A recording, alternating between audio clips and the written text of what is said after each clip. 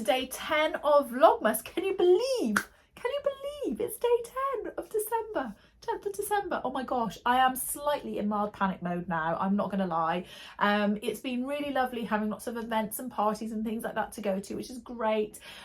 But now I'm like, oh my gosh, right, I need to just be ready. I need to be ready for the girls to get home. I need to be ready for Christmas itself. I'm like, So today has been a crazy day of packing away all of our ordinary ornaments and then making sure everything's really thoroughly cleaned, everything's dusted and cleaned down and hoovered and all the rest of it before getting out all of our Christmas ornaments and Christmas decorations from the loft and all the other hidey holes that we've been keeping them over the course of the year. So this morning was spent with mainly me at the bottom of the loft hatch, at the bottom of some step ladders, while my husband was going, right, you got this, yeah, you got it, I've got it and taking loads of stuff down, and then suddenly going, wow, actually we've got quite a lot of Christmas stuff. Once he'd emptied it, he went, our loft is quite empty when we get rid of all the Christmas decorations. So yeah, so we have spent most of the day Christmasifying our house, which has been a lot of fun. And what I'm going to do when we are more sorted, because I've still got lots of the boxes and things out, I'm going to get rid of all of that, and then I will share with you what we've done so far.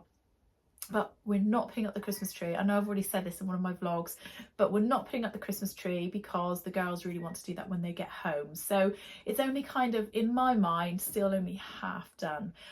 But something that we've never done before, we've never had Christmas bedding. I always have Christmas bedding for the girls, but we've never had it. And my husband today, while we were sort of doing bits and pieces, said to him, should that be really nice? I know you'll probably say no, but what would be really nice is if we went and got some Christmas bedding. He went, yeah, I'm up for that. So I went, right, come on, let's go now before you change your mind. So we went to about 3 different shops before we found some. And this is what we've got. I can't show it to you because I've put it in the washing machine. How can I show you this? I thought I'd folded this so I could show you properly. No, I can't find it. Oh, here we go.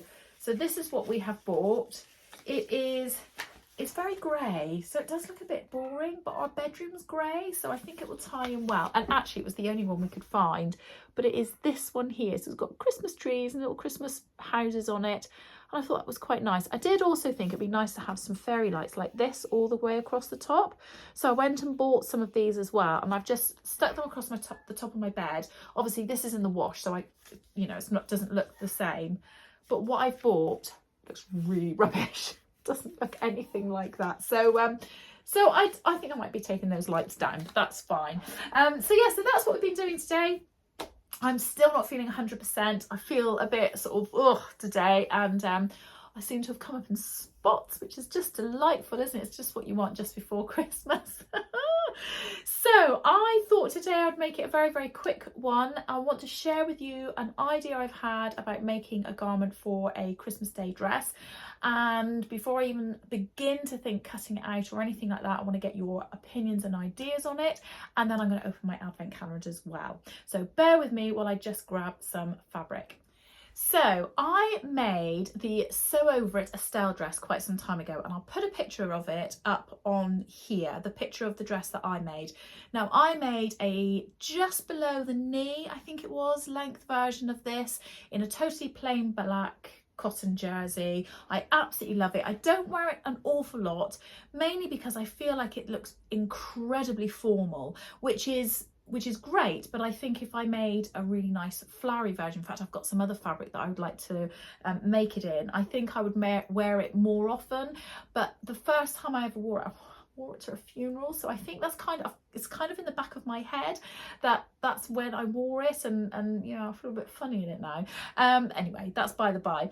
But when I was making my jumpsuit or faux jumpsuit, pantsuit, whatever you want to call it, for my do that I went to yesterday, I bought the stretch velvet in black, and I really, really liked it, but I also bought some in blue, and I'm thinking about making this in that dress, the Estelle dress, in this really deep, rich blue coloured stretch velvet. I've got lots and lots of it. I think I've got about 3 meters of it, so I've got way more than I need. And I thought that'd be nice, but make a full length version with slits up the side and then, you know, a tie coming around. But I don't know how well that will work being in velvet. So I am going to have a little sit down tonight, and I'm going to have a scan through all of the hashtags for the Sew Over Estelle, which is SOI Estelle, and I'm going to see if anybody else has made it in velvet and to see what they think. In fact, if any of you've made it in velvet, or if any of you've seen anybody that's made it, then do let me know. And it is a stretch velvet, so it would work perfectly well in terms of the composition of fabric. You know, it's the correct composition, and I thought that would be quite nice. So I'd probably do it 3/4 length sleeves. I don't think I'd want it long sleeved, and I thought it would look quite lovely. I don't know what you think of that.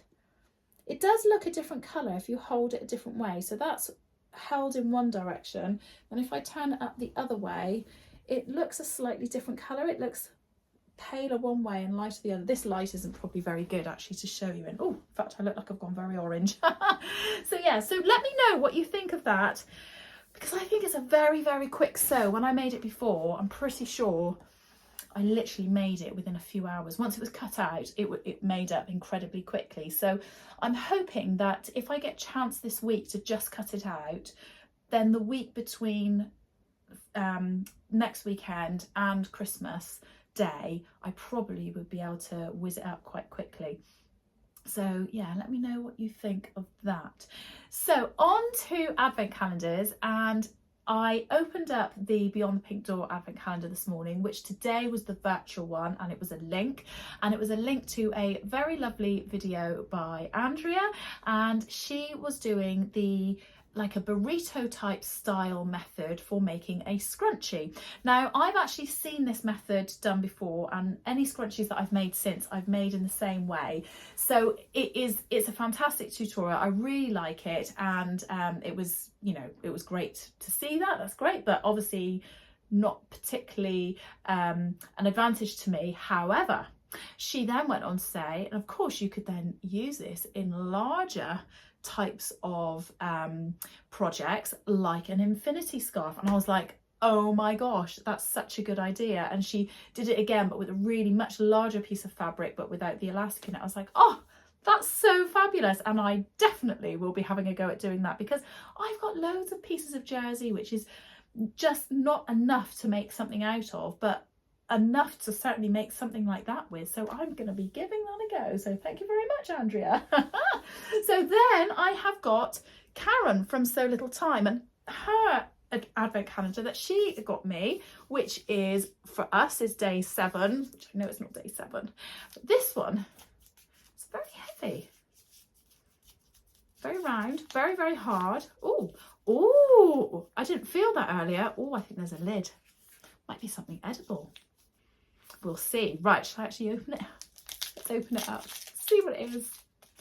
What have we got inside? Dear, oh dear. And tomorrow I need to clear this room up, because Katie's going to be coming and staying here. There's just so much stuff everywhere. I'm going to clear my sewing machines out and everything, so that she can have lots and lots of space, because she's just given us the best news ever. She's actually now staying longer than we thought she was. We thought she was only staying to the 30th of December because her courses started on the 2nd of January. But she called the other day and said, look, it's been a mistake, and actually they don't start for several days later, so I can stay a bit longer. I'm just so delighted. But yes, I do need to get her room sorted.